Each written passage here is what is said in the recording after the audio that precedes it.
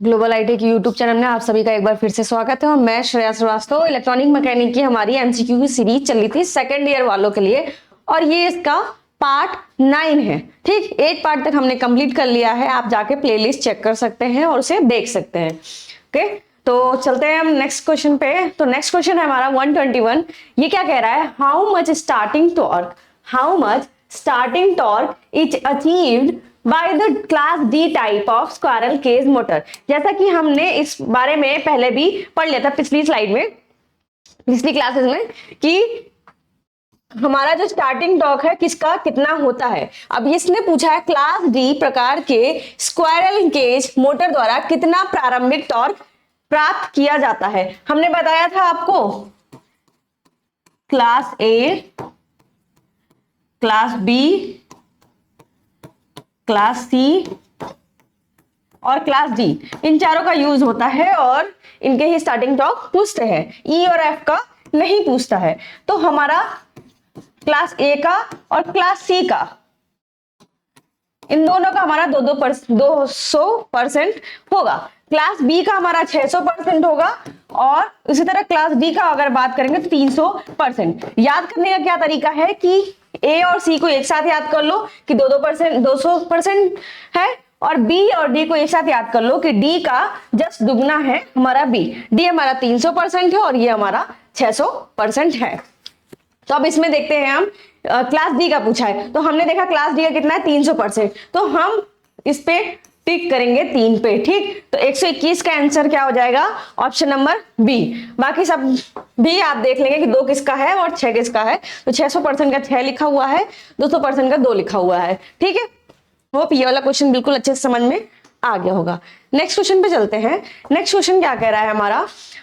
How the centrifugal switch, इसके बारे में हमने पिछली क्लास में डिस्कस किया था। ठीक, is connected in capacitor start induction run motor. Centrifugal switch कैसे हमारा कनेक्ट होता है सर्किट में? तो हमारा जो सेंट्रीफ्यूगल स्विच होता है वो हमारा सीरीज में कनेक्ट होता है ऑक्सिलरी वाइंडिंग के। Capacitor start induction run motor में सेंट्रीफ्यूगल स्विच को कैसे जोड़ा जाता है? तो ये आपके सामने एक फिगर है। ठीक, इसमें ये स्टार्टिंग वाइंडिंग है, ये रनिंग वाइंडिंग है।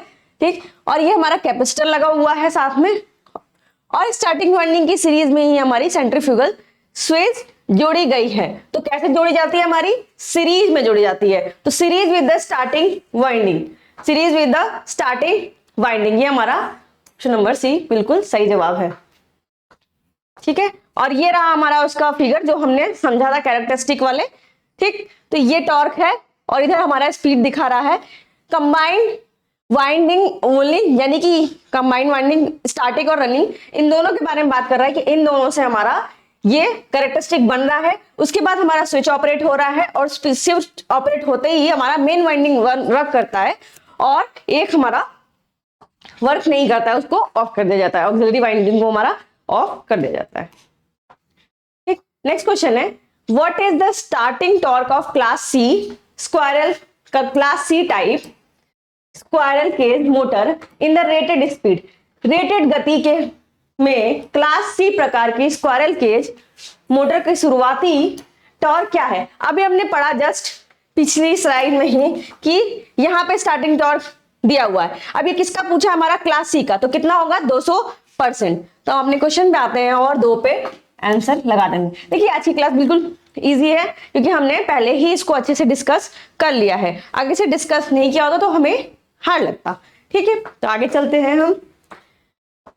What is the purpose of capacitor used in the single phase motor? Single phase motor में उपयोग किए जाने वाले संधारित्र का उद्देश्य क्या होता है? हमने क्या बताया था कि अगर सिंगल फेज मोटर की बात हो रही है तो उसमें स्टार्टिंग नहीं होता है, वो खुद से सेल्फ स्टार्ट नहीं होता है, ओनली वन वाइंडिंग होती है।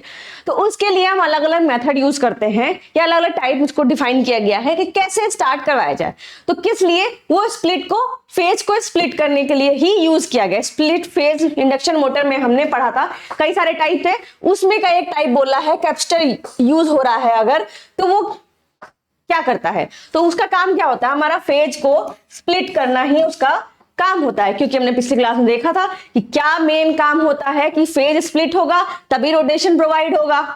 रोटेशन चाहिए हमें और स्प्लिट फेज होगा तभी रोटेशन होगा। तो ये तो बिल्कुल इजी है कि फेज को विभाजित करने का काम करे। जब फेज विभाजित होगा तभी तो हमारा सर्कुलर मोशन रोटेशन जनरेट होगा।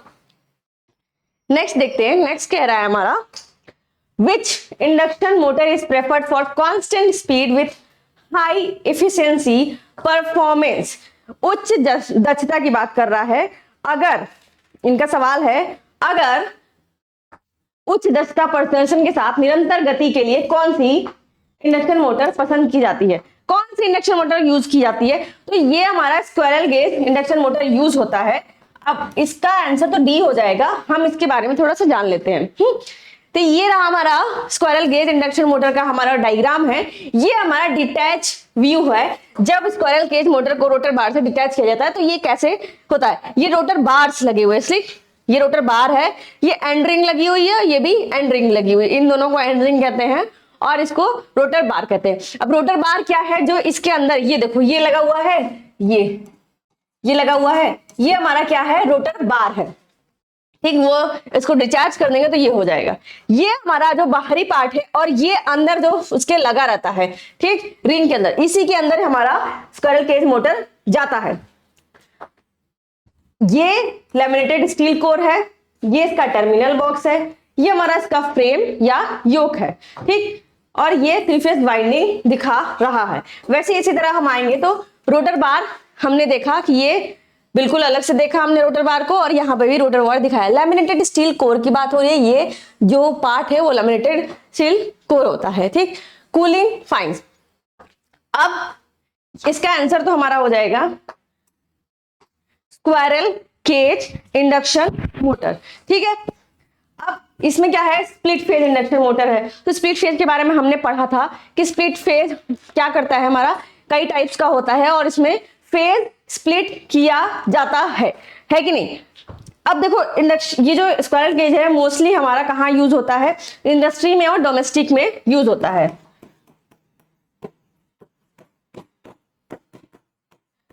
और डोमेस्टिक में यूज होता है। अब सी ऑप्शन लिखा हुआ है कि सैडेड पोल इंडक्शन मोटर। तो सैडेड पोल इंडक्शन मोटर छोटे, जहां बहुत छोटा ऑब्जेक्ट हो रहा हो यूज, वहां पे यूज होता है। जैसे कि हमारा इलेक्ट्रॉनिक रेजर होता है, ठीक, इलेक्ट्रॉनिक रेजर होता है, और भी छोटे छोटे चीजें हम यूज करते हैं अपने डेली लाइफ में, उसमें हमारा कौन सा यूज होता है, सैडेड पोल इंडक्शन मोटर। जैसे कि हमारा ब्लोअर हम यूज करते हैं, फैंस यूज करते हैं,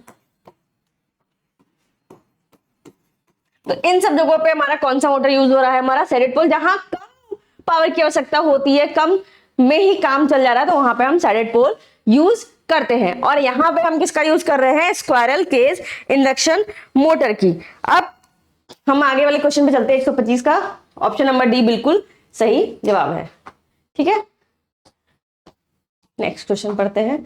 तो देखिए नेक्स्ट क्वेश्चन क्या कर रहा है, क्वेश्चन नंबर 126, ये कह रहा है हमारा what is the name of permanent capacitor motor part x. अब जो ये एक्स पार्ट है उसको हम क्या कहते हैं, हमने पहली क्लास में ही बताया था। ये बता पहले फिगर किस चीज का है, तो ये हमारा परमानेंट वाला फिगर है। ये हम फिगर हमने पहले भी देख रखा है, परमानेंट कैपेसिटर वाला है। ये तो हमारा हो गया रोटर, ठीक, ये हो गई हमारी मेन वाइंडिंग,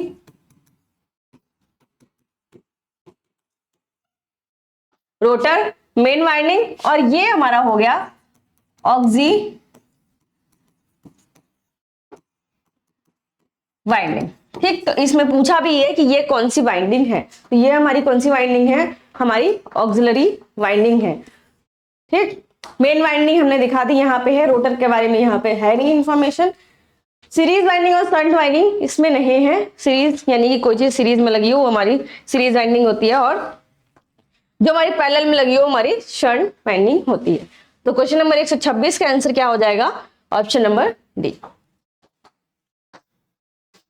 नेक्स्ट क्वेश्चन देखते हैं। नेक्स्ट क्वेश्चन पे आप पूछ रहा है which test is conducted through the circuit. Circuit के माध्यम से कौन सी परीक्षण आयोजित किया जा रहा है। तो अब जब इसमें कैपेसिटर के टेस्टिंग की बात हो रही है कि कौन से कैपेसिटर टेस्टिंग वगैरह हो रही है। तो चलिए सारे देख लेते हैं हम कि कौन कौन से होती है, और ये हमारे प्रैक्टिकल में भी आता है। ठीक है, ये हमारे प्रैक्टिकल्स में भी आता है। जैसे कि चार्जिंग कैसे करते हैं कैपेसिटर का। ठीक, तो चार्जिंग के लिए हमने क्या किया, यहाँ पे वोल्टेज सप्लाई लगा दी। अब यहाँ रेजिस्टेंस लगाया कि ज्यादा से पावर से बचाने के लिए हम रेजिस्टेंस लगा देते हैं। ठीक, एक तरह से प्रोटेक्शन प्रोवाइड कराता है resistance. AC voltage as rated with capacitor, AC voltage हमने दिया कैपेसिटर को। देखो यहाँ पे हमने एसी वोल्टेज से कनेक्ट कर दिया इसको। ठीक, एक पॉइंट और दूसरा प्लस को प्लस से, माइनस को माइनस से हमने कनेक्ट कर दिया। तो ये हमारा क्या चेक कर रहा है, चार्जिंग ऑफ कैपेसिटर, यानी कि हम उसको चार्ज कर दिए। ठीक, अब जब हम चार्ज किए हैं तो उसको डिस्चार्ज करना भी हमें आना चाहिए। ठीक, तो जैसे चार्जिंग का प्रोसेस ये है। अगर कोई कहे कि दिखाओ प्रैक्टिकल में चार्ज करके, तो हम इस तरह से उसको चार्ज कर सकते हैं। अब हम डिस्चार्ज कैसे करेंगे, तो डिस्चार्ज का फिगर कुछ इस तरह से होगा। अब ये देखो, ये दोनों टर्मिनल है और इस टर्मिनल को हम शॉर्ट कर देंगे। ठीक, जब इन दोनों टर्मिनल को शॉर्ट कर देंगे तो ये क्या दिखा रहा है हमारा, method of discharging of a capacitor. ठीक, method of discharging of a capacitor. Next है हमारा, अब देखो मल्टीमीटर द्वारा हमारा क्या चेक कर रहा है, कैपेसिटर को चेक कर रहा है। तो दो कंडीशन होते हैं, एक तो हमारा जो हमारी सुई है वो 0 पे चली जाती है, और एक सुई हमारी इन्फिनिटी पे चली जाती है। ठीक, इन्फिनिटी मतलब भागती रहती है आगे की तरफ। ठीक, रीडिंग में आगे की तरफ भागेगी। तो उससे हमें क्या समझ में आएगा, जब वो 0 की तरफ रहेगी तो इसका मतलब है कि जो हमारा कैपेसिटर है वो डिस्चार्ज है इस अवस्था में। और जब वो इन्फिनिटी की तरफ भागेगी तो इसका मतलब है हमारा कैपेसिटर चार्ज है। देखो, meter show infinity position always in the open capacitor, यानी कैपेसिटर ओपन है, और अगर ये 0 दिखा रही है तो यानी कैपेसिटर आपस में शॉर्ट है। तो इस तरह का अगर फिगर आ जाए आपके सामने तो आप समझ जाओगे कि ये किस चीज का फिगर है, testing of capacitor with a multimeter. Okay, next हमारा कैपेसिटी टेस्ट ऑन कैपेसिटर। अब कैपेसिटी टेस्ट भी होता है कि उसमें कितनी कैपेसिटी है, कितनी वैल्यू लिखी है, वो वैल्यू है या नहीं, उस पर प्रोसेस कर रहा है या नहीं कर रहा। तो उसका फिगर कुछ है सर। अब ध्यान रखना कि इस वाले फिगर और इस वाले फिगर में कंफ्यूज नहीं होना। इसमें हमारा वोल्ट मीटर नहीं लगा हुआ है बीच में। यहाँ देखिए, ये हमारा डिफरेंस है कि यहाँ पे हम वोल्ट मीटर यूज कर रहे हैं। क्या यूज कर रहे हैं, वोल्ट मीटर। दोनों ही फेज वैसे ही है, सेम टू सेम, और यहाँ पे हम वोल्ट मीटर यूज कर रहे हैं। ठीक, वोल्टेज नाप रहे हैं, जिससे हमारी पता चली इसकी कैपेसिटी कितनी है। तो ये रहा फिगर हमारा चार्जिंग का, ये हमारा फिगर है डिस्चार्जिंग का, ये फिगर है हमारा मल्टीमीटर से चेक करने का, शॉर्ट सर्किट और ओपन, कैपेसिटर ओपन और शॉर्ट चेक करने का, और ये है हमारा फिगर कैपेसिटी चेक करने का कि हमारे कैपेसिटर की कैपेसिटी कितनी है। ठीक, तो हम अपने क्वेश्चन पे आते हैं।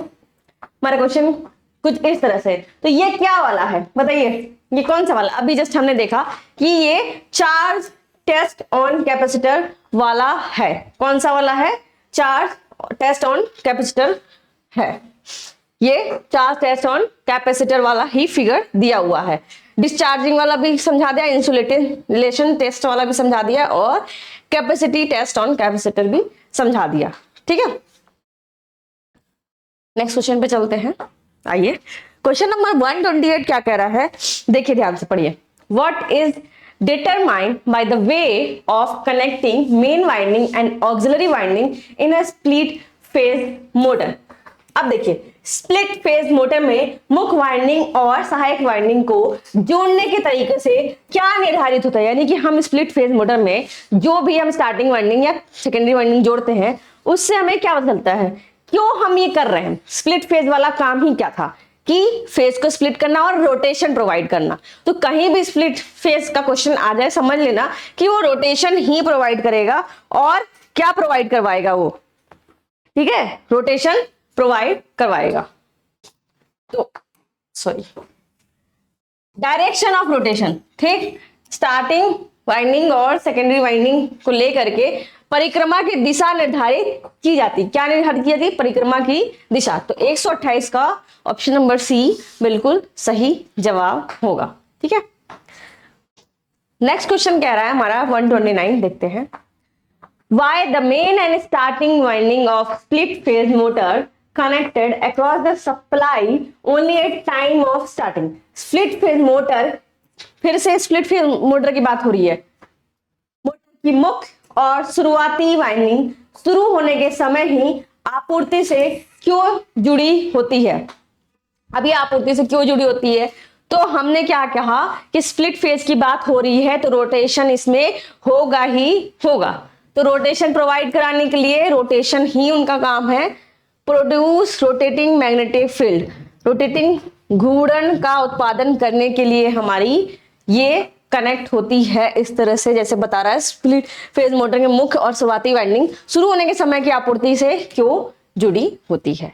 ठीक, तो स्प्लिट फेज की जहां भी बात होगी तो हमें क्या करना है, आंख बंद करके सिंपल सा क्या दिखाना है, रोटेशन की बात करनी होगी वहां पे। ठीक, क्वेश्चन नंबर 130 पे आते हैं। 130 क्या कह रहा है हमारा, which synchronous speed of the motor the starting winding is open by the centrifugal switch.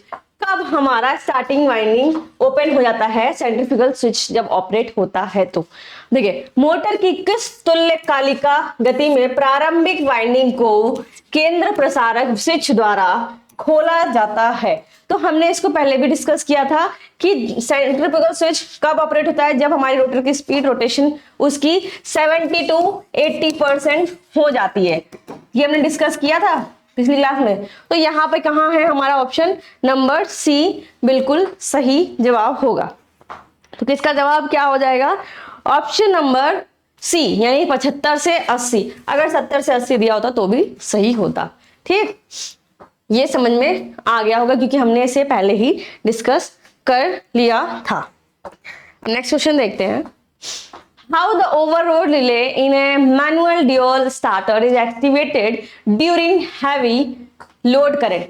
अब क्या हमने पकड़ा, हैवी लोड करंट की बात कर रहा है। भारी हैवी लोड करंट के दौरान मैनुअल ड्यूल स्टार्टर में ओवरलोड रिले कैसे सक्रिय होता है? तो जब भी ओवरलोड आता है, जब हैवी लोड आता है या हैवी करंट आता है, ओवरलोड करंट आता है, तो इसमें एक स्ट्रिप लगी होती है, वो हीट हो जाती है और बेंड हो जाती है। बायमेटेलिक स्ट्रिप हमने बताया था आपको रिले वाले चैप्टर में कि बायमेटेलिक स्ट्रिप जो होती है ओवरलोड थर्मल वाली कैसे वर्क करती है, उस पे करंट आता है और वो हीट अप होकर के बेंड होती है। तो यहां देखो बायमेटेलिक कहीं है, electromagnetic relay is off, short circuit relay is on, bimetallic strip get heated up. Bimetallic strip जो होती है हमारी क्या हो जाती है, हीट हो जाती है। और ये हमने बहुत पहले की क्लासेस में डिस्कस किया हुआ है, तो इसमें समझने में कोई दुविधा नहीं हो रही होगी। ठीक, ध्रुवी पट्टी गर्म हो जाती है। जैसे ही हमारा करंट ज्यादा मात्रा में आता है तो ये जो बायमेटेलिक स्ट्रिप होती है जो हमारी बेंड होती है, ये गर्म होकर के बेंड होती है, तो ये हमारी गर्म हो जाती है। तो क्या क्वेश्चन पूछ रहा था हमारा, क्या भारी हैवी लोड करंट के दौरान मैनुअल ड्यूल स्टार्टर में ओवरलोड रिले कैसे सक्रिय होता है? तो ओवरलोड रिले की बात कर रहा है, रिले कैसे सक्रिय हो रहा है हमारा, कि बायमेटेलिक स्ट्रिप लगी होती है ओवरलोड रिले में, वही हमारी एक्टिवेट होती है। हाँ, वो कैसे एक्टिवेट होगी, जब उस पे करंट, जब ओवरलोड करंट आएगा, मैक्सिमम मात्रा में जाएगा, तो बायमेटेलिक स्ट्रिप हमारी क्या होगी, गर्म हो जाएगी। ठीक, होप ये क्वेश्चन समझ में आ गया होगा सबको। नेक्स्ट क्वेश्चन देखते हैं। नेक्स्ट क्वेश्चन क्या कह रहा है, which force is used capacitor start induction run motor to disconnect the starting winding. कौन सा फोर्स यूज होता है? अब देखो, एक तो तरीका है कि बिल्कुल आपने पता है कि सेंट्रीफ्यूगल स्विच यहां पे यूज हो रहा है। ठीक, तो फोर्स भी कौन सा लगेगा हमारा, सेंट्रीफ्यूगल फोर्स ही लगेगा, है कि नहीं? जब हमारा सेंट्रीफ्यूगल स्विच यूज हो रहा है तो फोर्स भी हमारा सेंट्रीफ्यूगल लगेगा। ठीक, तो इसका आंसर हो जाएगा ऑप्शन नंबर बी। क्या कह रहा है, सेंट्रीफ्यूगल फोर्स, अभिकेंद्री बल। आरंभिक वाइंडिंग को, आरंभिक स्टार्टिंग वाइंडिंग को डिस्कनेक्ट की बात हो रहा है, ठीक, को डिस्कनेक्ट करने के लिए किस बल का उपयोग capacitor start induction run motor द्वारा किया जाता है? तो स्विच हमारी कौन सी लगती है, सेंट्रीफ्यूगल, तो फोर्स कौन सा लगेगा, सेंट्रीफ्यूगल, यानी अभिकेंद्री बल। अब अभिकेंद्री बल तो आपको पता होगा, नहीं पता हम बताते। देखिए, ये दोनों ना एक दूसरे का वाइस वर्सा है, यानी केंद्राभिमुख बल और अभिकेंद्री बल। अभिकेंद्रिक बल क्या होता है, इसके जो रोटेशन पार्ट होता है, रोटेशन पार्ट से बाहर की तरफ कार्य करता है, ठीक, इसको बाहर ले जाने का। और सेंट्रीपिटल फोर्स क्या होता है, ये हमेशा अंदर की तरफ काम करता है। मतलब जैसे अगर कोई ऑब्जेक्ट यहां से अगर हम लोग जैसे मंजम ना करके ईटे को ऐसे ऐसे करें, चक्कर में घुमाएं, तो जो इस तरफ से ऐसे घूमता है तो एक बल इसके अंदर की तरफ कार्य करता है और एक तरफ बाहर की तरफ कार्य करता है, तो दोनों एक दूसरे को कैंसिल आउट कर देते हैं। इस वजह से वो हमारा रोटेशन पाथ पे मूव करता है। तो जहां सेंट्रीफ्यूगल फोर्स होगा, अभिकेंद्री बल होगा, वहां पे केंद्राभिमुख बल भी होगा। सिंपल सी बात है, ठीक। क्योंकि अगर मान लो ये अंदर की तरफ खींच रहा है, बल लगा रहा है, तो ये तो जो है हमारा अंदर की तरफ आ जाएगा, है कि नहीं। और अगर ये बाहर की तरफ खींच रहा है और ये वाला नहीं वर्क कर रहा है, तो वो बाहर की तरफ छटक के चला जाएगा। तो ये दोनों बल आपस में लगते हैं, इस वजह से हमारा जो सर्कुलर रोटेशन होता है, ये पाथ जो हमारा रोटेट कर रहा है और इसको फॉलो कर रहा है, वो किस वजह से फॉलो कर रहा है, दोनों को देखते हुए ये दोनों फोर्स लग रहा है, इस तरह से फॉलो कर रहा है। तो सेंट्रीपिटल फोर्स बता दिया कि अंदर की तरफ वर्क करता है, सेंट्रीफ्यूगल फोर्स होता है हमारा जो बाहर की तरफ वर्क करता है। आए समझ में। अब देखो जो इलेक्ट्रोमैग्नेटिक फोर्स बोला, चार्ज पार्टिकल होते हैं आपस में फिजिकली इंटरेक्ट होते हैं, प्लस माइनस ऐसे करके, तो ये हमारा इलेक्ट्रोमैग्नेटिक फोर्स है, इसके बारे में हमने डिस्कस कर लिया है, ठीक। और हमारा सबको पता है ग्रेविटेशनल फोर्स बता रहा है क्या कि जो दो द्रव्यमान होते हैं एक दूसरे को अट्रैक्ट करते हैं, वही हमारा ग्रेविटेशनल फोर्स यानी गुरुत्वाकर्षण बल होता है, अपनी तरफ अट्रैक्ट करता है। कोई भी मास, जिसमें मास हो यानी जिसमें भारी हो, द्रव्यमान हो, वो दो ऑब्जेक्ट हैं, दोनों में द्रव्यमान होगा, दोनों एक दूसरे को फोर्स लगाएंगे, तो ये कौन सा फोर्स हो जाएगा हमारा, ये फोर्स हो जाएगा हमारा गुरुत्वाकर्षण बल लग रहा है एक दूसरे पे, ठीक है। तो ये हो गया हमारा, हाँ आंसर हमारा इसका हो जाएगा बी। क्यों बी होगा, क्योंकि मैम वहां पे सेंट्रीफ्यूगल स्विच लगा है, तो फोर्स भी सेंट्रीफ्यूगल फोर्स लगेगा इस कॉन्सेप्ट से। बाकी सबको समझा दिया। अब ये वाला क्वेश्चन समझ में आ गया होगा अच्छे से। अब हम आगे चलते हैं नेक्स्ट क्वेश्चन पे। तो नेक्स्ट क्वेश्चन क्या कह रहा है, what is the full load current of 10 HP 3 phase 415 volt squirrel cage motor. 10 HP 3 phase 415 volt squirrel cage motor द्वारा पूरा लोड करंट क्या होगा। फुल लोड करंट के बारे में पूछ रहा है, ठीक। IL के बारे में पूछ रहा है। IL यानी सारी चीजें पहले जो दी हुई है वो लिख लेते हैं हमारा, ठीक। तो 10 HP दिया हुआ है, VL कितना दिया हुआ है 415 दिया हुआ है, पावर कितना दिया हुआ है हमारा इसमें 10 HP, यानी कि 10 HP तो पावर है हमारा, ठीक है। चलो 10 HP पावर है हमारा VL, और हमसे पूछा क्या है, IL पूछा है हमसे, ठीक। तो हमें फॉर्मूला पता है P is equal to √3 VL into IL। ये फॉर्मूला हमें पता है। अब क्या करेंगे, हम इसकी वैल्यू रखेंगे। 10 HP लिखा है, तो 1 HP का मतलब हमें पता है कि 746 वाट होता है, हम इसको वाट में लिखते हैं 746। √3 का मतलब सबको पता है 1.73 वैल्यू होती है, ठीक है। 1.73 इंटू, अब वोल्टेज कितना दिया है 415 वोल्ट दिया हुआ है, ठीक। तो हम यहाँ पे अपना 415 वोल्ट लिख दिए। अब पूछा क्या है IL। अब इसको आप सॉल्व कर लेंगे बहुत ही आसानी से, ठीक। IL हम यहां ले जाते हैं, और जब IL की वैल्यू पूछ रहा है तो ये जब इसमें यहां जाएगा इसके पास RHS से उठ करके LHS के पास, तो कैसे हो जाएगा, ये इसके नीचे आ जाएगा। तो 10 इंटू 1.73 इंटू 415, तो IL की वैल्यू हो जाएगी हमारी यहाँ पे, अगर इसको सॉल्व करोगे तो उसके बाद हमारी IL की वैल्यू 10.38 एम्पियर आ जाएगी। क्या आ जाएगी हमारी 10.38 एम्पियर आ जाएगी। इसको सॉल्व कर लेना, आप देख लेना, ठीक। अब देखो यहाँ क्या पूछा है, फुल लोड करंट की बात हो रही है। फुल लोड करंट तो फुल लोड करंट हमारा इतना होगा, तो इसका आंसर हमारा ऑप्शन नंबर बी हमारा इसका सही जवाब होगा कि what is the full load current of 10 HP 3 phase में इतना वोल्ट दिया गया। स्क्वायरल केज मोटर की बात हो रही है, तो स्क्वायरल केज मोटर के फॉर्मूले के हिसाब से अगर हम देखें तो ये रहा हमारा फॉर्मूला, जो हमसे पूछा वो हमने बता दिया। एक चीज और आप इसमें खो सकते हैं, या फिर एक चीज और आपसे पूछ सकता है कि स्क्वायरल केज मोटर की फ्यूज रेटिंग बतानी है। ठीक, फ्यूज रेटिंग, तो फ्यूज रेटिंग हमारी क्या होती है, 1.5 गुना होती है किसकी, जो लोड करंट होता है उसकी हमारी 1.5 गुना होती है। तो अगर आपसे फ्यूज रेटिंग पूछेगा तो फ्यूज रेटिंग 1.5 गुना, जैसे आईएल निकालना हमारा, लोड करंट हमने निकाल लिए, फुल लोड करंट, उसके बाद 1.5 का मल्टीप्लाई कर दोगे तो आपको क्या हासिल हो जाएगा, आपको क्या मिल जाएगा, आपको उस स्क्वायरल केज मोटर का बकायदा फ्यूज रेटिंग मिल जाएगा। ठीक, 1.5 गुना होती है, ये एक्स्ट्रा था, जान लो, किसी भी क्वेश्चन में आता है।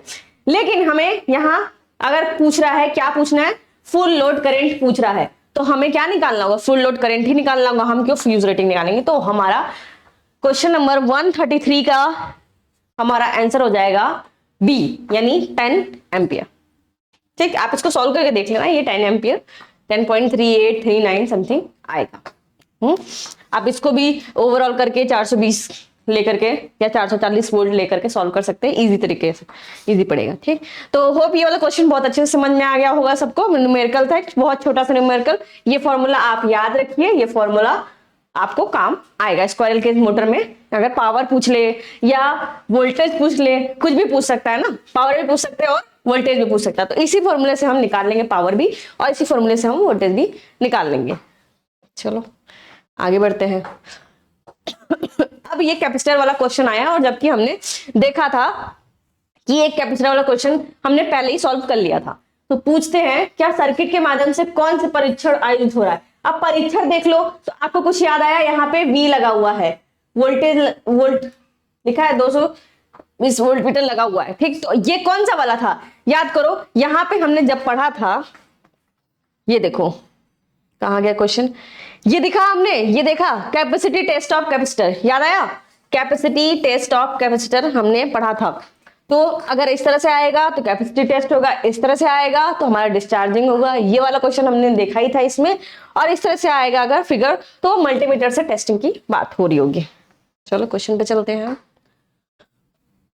कैपेसिटी टेस्ट, कैपेसिटी टेस्ट हो रहा है हमारा संधारित्र के कैपेसिटर का क्षमता परीक्षण इस तरह से किया जाता है। ये प्रैक्टिकल में भी आप बड़े आसानी से कर सकते हैं।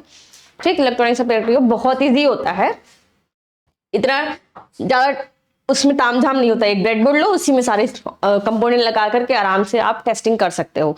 सीआरओ की अगर टेस्टिंग में हो, जैसे मतलब जहां पे सीआरओ और वेव फॉर्म की जरूरत ना पड़े, तो बाकी सब बिल्कुल इजीली आ सकता है। मल्टीमीटर चाहिए, ब्रेडबोर्ड चाहिए, कुछ वायर्स चाहिए और कंपोनेंट चाहिए होते हैं। ठीक, तो इस तरह से हम कैपेसिटर की कैपेसिटी टेस्ट कर सकते हो। ठीक, तो ये रहा एक क्वेश्चन हमारा 135 पूछ रहा है, which class of squirrel cage induction motor is taking normal starting torque and use for general purpose. ठीक, जनरल पर्पस के स्क्वायरल केज इंडक्शन मोटर को कौन सा वर्ग सामान्य शुरुआती टॉर्क लेता है, ठीक, तथा सामान्य प्रयोजन के लिए उपयोग किया जाता है। तो इसमें कौन सा क्लास है, इसमें कौन सा क्लास है हमारा जो सामान्य जनरल पर्पस के लिए यूज होता है, यही पूछा है मुझसे। चलिए एक चीज हम देख लेते हैं, हमसे तो सिर्फ पूछा है कि सामान्य पर्पस के लिए कौन सा यूज होता है, हम सबको देख लेते हैं, क्या पता एग्जाम में कौन सा आएगा। तो ये रहे क्लास ABCDEF। ठीक, 4-5 क्लास लिखे, 6 क्लास लिखे हुए हैं। अब स्टार्टिंग टॉर्क क्या है इनका, स्टार्टिंग कैसे होता है, और करंट स्लिपिंग क्या है। ठीक, ए वाले का स्टार्टिंग टॉर्क भी नॉर्मल होता है, स्टार्टिंग भी नॉर्मल होती है और करंट स्लिप भी नॉर्मल होता है। ठीक है, अगर पूछेगा कि ए में क्या होता है तो आप ये बता सकते हो कि तीनों चीज नॉर्मल होती है। अब बी वाला क्या है, स्टार्टिंग टॉर्क बिल्कुल नॉर्मल होता है, स्टार्टिंग लो होती है, लो से स्टार्ट करता है करंट स्लिप नॉर्मल होता है। मोस्टली यही हमारा जनरल पर्पज के लिए यूज होता है। कौन सा हमारा क्लास का स्क्वायरल केज यूज होता है जनरल पर्पज के लिए? तो क्लास बी हमारा यूज होता है जनरल पर्पज के लिए। ठीक, सी की बात करें क्लास सी की, तो इसका देखो स्टार्टिंग टॉर्क हाई होता है। ये चार्ट आपको बहुत काम आएगा, आप स्क्रीनशॉट भी ले सकते हो। ठीक है, ये हमारा स्टार्टिंग टॉर्क इसका हाई होता है, स्टार्टिंग इसकी लो होती है और करंट स्लिप इसका नॉर्मल होता है। अब स्टार्टिंग टॉर्क की बताने की जरूरत नहीं, टॉर्क हमने आपको बता दिया था, सब कुछ ऑलरेडी हमने डिस्कस कर लिया है। ठीक, नेक्स्ट है हमारा, कह रहा है डी वाले की बात बताइए। तो डी वाला क्या कह रहा है, स्टार्टिंग टॉर्क उसका कितना होगा? तो स्टार्टिंग टॉर्क हमारा हाई होगा, स्टार्टिंग उसकी लो होगी और करंट स्लिप हमारा हाई होगा। तो कुछ स्टार्टिंग सबकी या तो नॉर्मल होगी या तो लो होगी या तो नॉर्मल होगी। ठीक, ई वाले की बात करें तो इसका स्टार्टिंग टॉर्क लो होगा, स्टार्टिंग इसकी नॉर्मल होगी और स्टार्टिंग स्लिप इसका लो होगा। एफ की बात करें तो इसका स्टार्टिंग टॉर्क लो होगा, स्टार्टिंग हमारी लो होगी और करंट स्लिप इसका नॉर्मल होगा। तो इस जो टेबल है, इस टेबल से आपको बहुत आसानी से ये जानने में मिल गया होगा किसका स्टार्टिंग टॉर्क नॉर्मल होता है, किसका स्टार्टिंग टॉर्क लो होता है और किसकी करंट स्लिप कैसी होती है। ठीक, तो हम आते हैं अपने क्वेश्चन पे। तो क्वेश्चन क्या पूछ रहा है, कौन सा वर्ग सामान्य शुरुआती टॉर्क लेता है? सामान्य शुरुआती टॉर्क लेता है। ठीक, तो समान शुरुआती टॉर्क तो हमारा सभी ले रहा है। समान शुरुआती टॉर्क की बात कर रहा है तो ये भी नॉर्मल, ये भी नॉर्मल, ये दोनों नॉर्मल ले रहा है। ठीक, ए और बी की बात कर रहा है। अब आगे पूछते हैं, तथा सामान्य प्रयोजन के लिए यूज होता है। सामान्य कार्य के लिए मतलब नॉर्मल कार्य करवाना है तो कौन से स्क्वायरल केज को हम यूज करेंगे? तो हम क्लास बी को यूज करते हैं। ठीक, टॉर्क सबका आपको बता रखा है कि ए और सी का कितना होता है, 200% होता है। ठीक, बी और डी का हमने क्या बताया था, इसका 300% याद कर लो और इसका जस्ट डबल कर दो तो ये 600% हो जाएगा। ये सब क्या है, हमारा स्टार्टिंग टॉर्क है। ठीक है, बल आघूर्ण, ये समझ में आ गया होगा। तो इसी के साथ आज की क्लास ओवर होती है। यहां तक हमने 135 क्वेश्चन कर लिए हैं। वीडियो अच्छी लगी तो शेयर करिए और वीडियो कैसी लगी नीचे कमेंट में जरूर बताइएगा। Thank you.